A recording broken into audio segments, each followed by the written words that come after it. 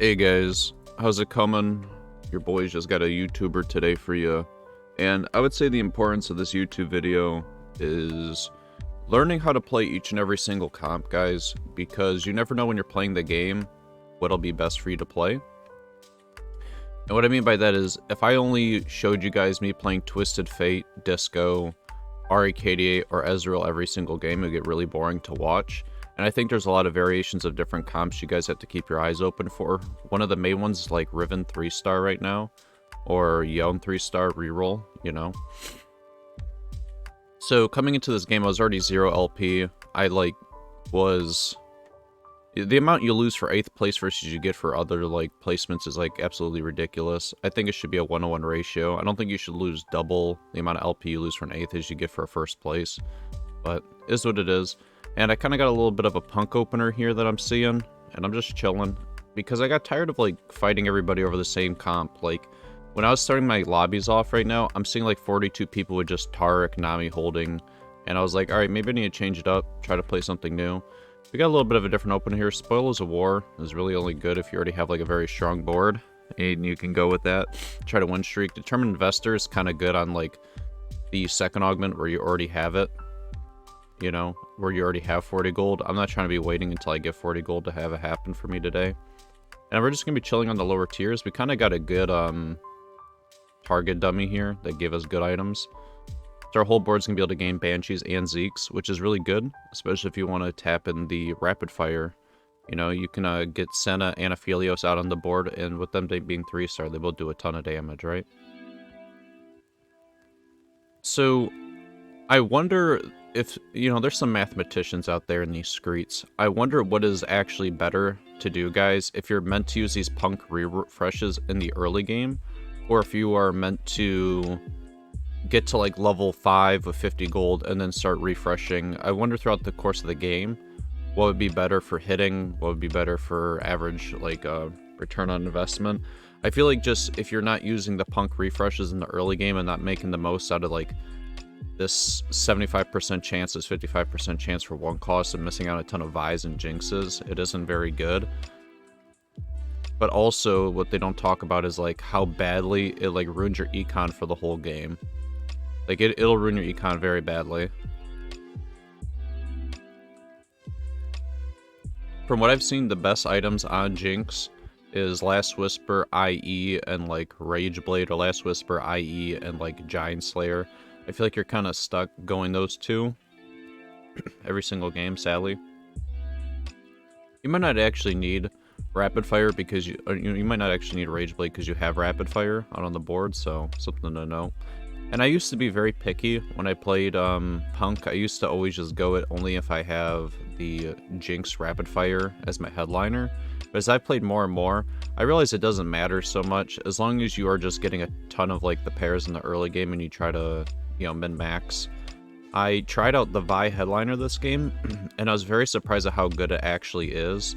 Because this board kind of struggles with frontline, especially with Twin Terrors right now. Everybody going Twitch and Pantheon and Amumu, that people are passing over these Vi's and Jinx super, every single game, so you're just able to get free Jinxes and free Vi's.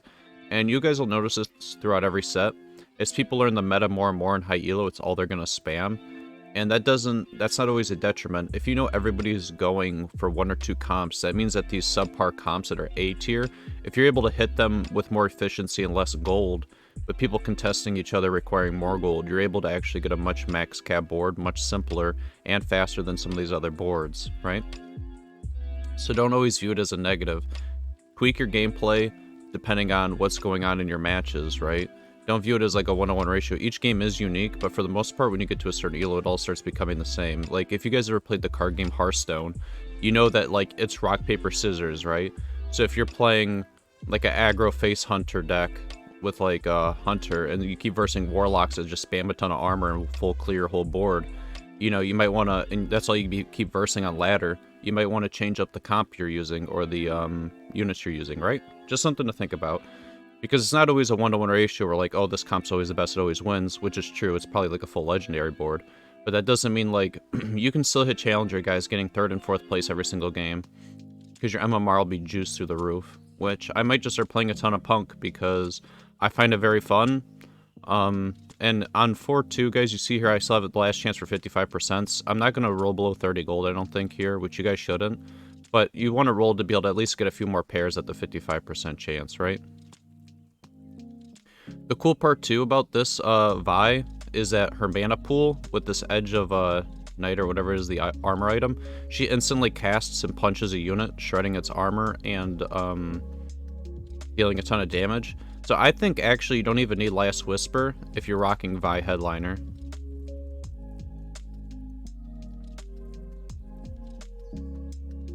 So if you same side the Vi as the Jinx, and then you just go like full 3 damage items like IE, Rapid Fire Cannon, and like Red Buff or something, as long as you're same siding it and letting Vi punch their armor off, I think you're Nubu goofing on them.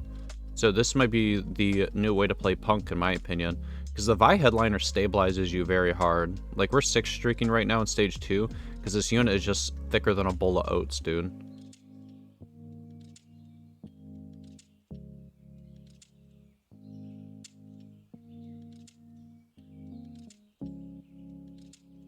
The other thing to note is if you guys are playing Punk, very rarely are you guys ever going to level 9 or level 10. So it gets rid of a lot of that confusion if you're a new player. And you just kind of have to play around chilling on level 5. You have to be very comfortable chilling here. While other comps keep like power leveling and start hitting level 8 and 2-star 4 costs, you have to be comfortable re-rolling for your pairs. And usually you only want to play this if you do naturalize a ton off the start. But I feel like you only run into issues if you're doing that, is if like you're trying to min-max and go for like selective pairs. Like if I was still chilling here waiting for like a Jinx Headliner, you know, it would never have happened this game, right? Good rule of thumb is you're always going to want to go for your damage items first, because you can always slam subpar shit tank items later on in the game, but it's very hard to get crit gloves, BF swords, things like that, right?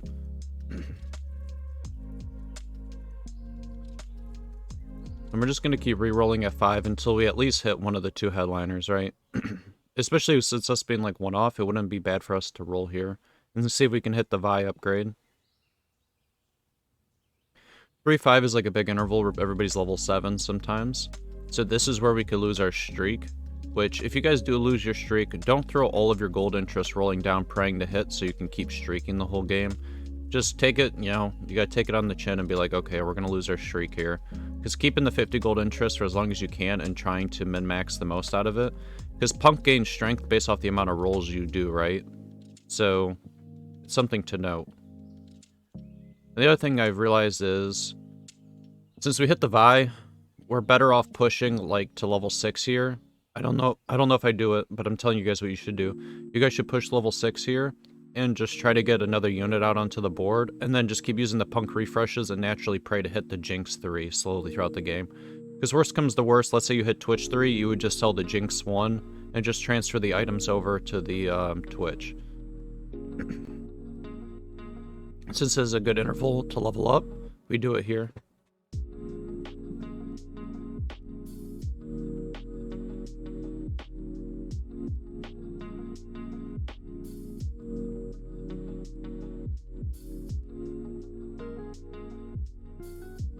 And another thing to note, we slide the Jinx over 1 more is because if you verse Crowd Diver, a lot of the CC goes all to that corner, which is no bueno for us.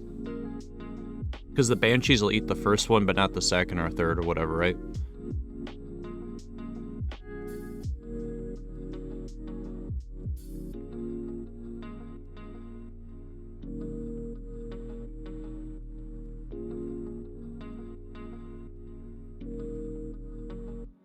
We're going to kind of look for a combat augment here, because we really don't need an econ augment because we've been streaking the whole game. We're like pretty rich. We push up to level 7 because it gives Emo and Executioner, and now we can just chill and relax a bit knowing that us power leveling here, because everybody's going to be going 8 on 4-2 and rolling for their headliners for the 2-star 4 cost. This kind of stabilizes us, because Vex is like a Goliath of a unit. She's actually like Giga broken with her fear and all this jazz for like crowd. Because Punk has a lot of single target damage, guys, but it doesn't have like AoE, and Vi's basically a ton of not Vi, but Vex is a ton of CC and a ton of AoE, and it applies like Executioner and Emo. So it's like a good 2 trait plus CC. It's hard not to put it out on the board. And then we still have a 35% chance for our 2 costs, which would be Twitch and Pantheon, and we still have now, we're able to roll for a Mumu and Vex. Like I said, it's really expensive to go level 8, so probably at level 8 we'll just be teching in like another Guardian. We'll be like throwing Fresh out there, or just Masher in this case. Since we already have the Emo, it'd probably be Poppy, because Poppy's a Giga unit. The big thing to note, though, is that this target dummies items is like Gigabis this game. You know, I'm not going to overlook that. It's very strong.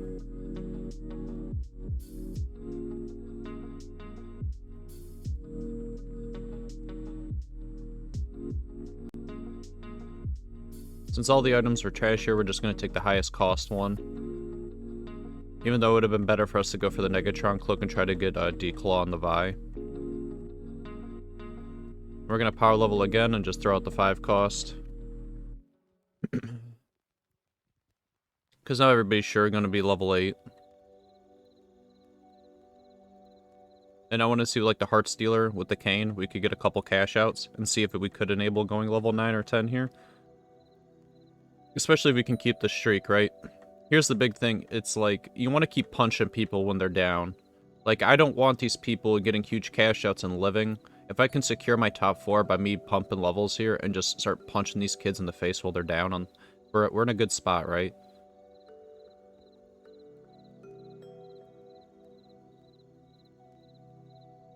Thing that I think I decided here, the Ezreal just makes us way weaker. We're not going to get the Heartstealer cash out, but it's whatever.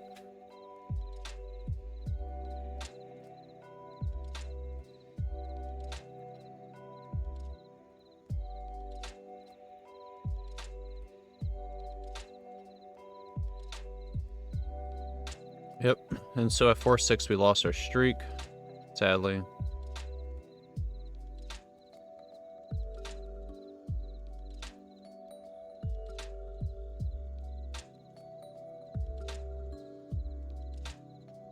And you have to keep using your Punk Refresh every game, guys, over saving Econ to push tiers. And the reason for that is you gain bonus stats every time you refresh, so it's really dumb not to. Like, you kind of have to every single time.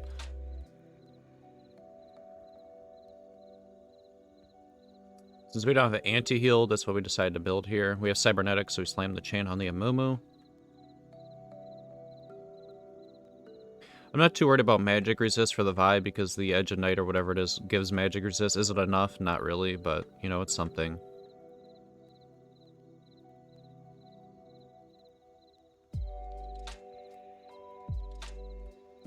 I don't think putting the Amumu one in over, like, the Twitch is stronger here. This is what I mean by driving the game home. Like, see how we're starting to lose some combats because people are hitting, like, their max power spikes and stuff or greeting a bit more? But we have so much HP here, and we're able to still kill such a big chunk of the board that we're not gonna be, like, bottom 4-ing.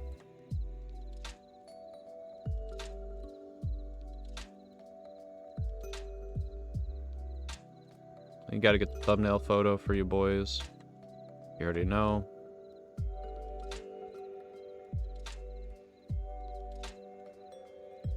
And then now we're just going to be saving gold using our natural Punk Refresh each shop.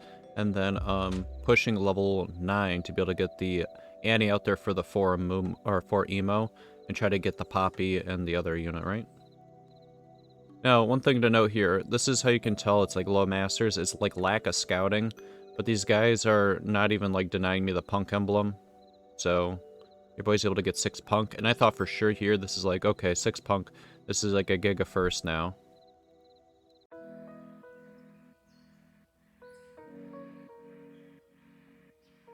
Got the Vi 3, you got the Jinx 3. I mean, we're sitting on a ton of pairs between the Pantheon and the Twitch.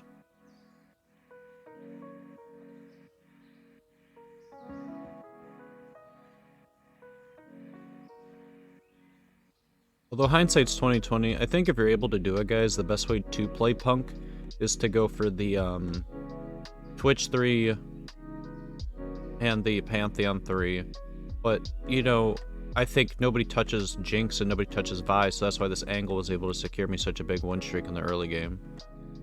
So it's like give and take, right? Like Max Cap, clearly having a higher tier unit with better items is like, you know, gonna be better. But I still think the Jinx is putting in work.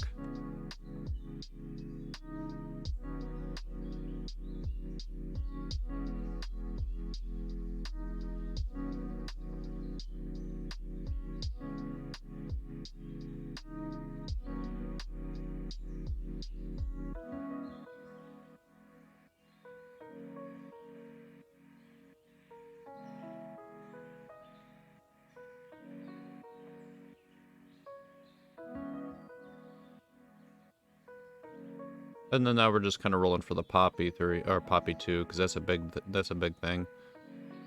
And just kind of want to get 3 items on our, going to be our 2-star 4 cost, which is stronger than any of these other units, right? This Poppy's already getting a ton of health from the Punk Emblem and all that jazz, too. And this, dude, that Riven's ridiculous, man.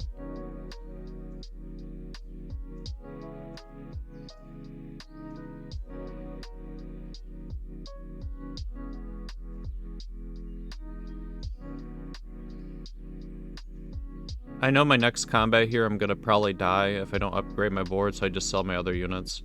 And you have to realize that, like, you can lose 14 HP in a combat if it just goes wrong, so you might as well play to, like, win the fight, right?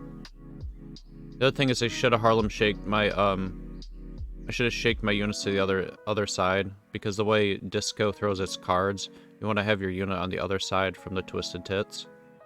Something to note.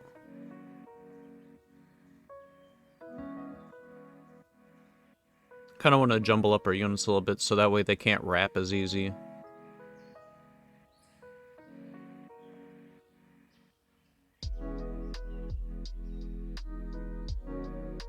But here's what I mean by fighting crowd divers. I should have had this Jinx to the right one hex, because Jinx got stunned 3 times in this fight. So that's just something to note. I hope you guys have a wonderful day, and I hope you guys enjoyed seeing a different comp besides the same 2-star 4 costs every single game. Alright, best of luck. Peace.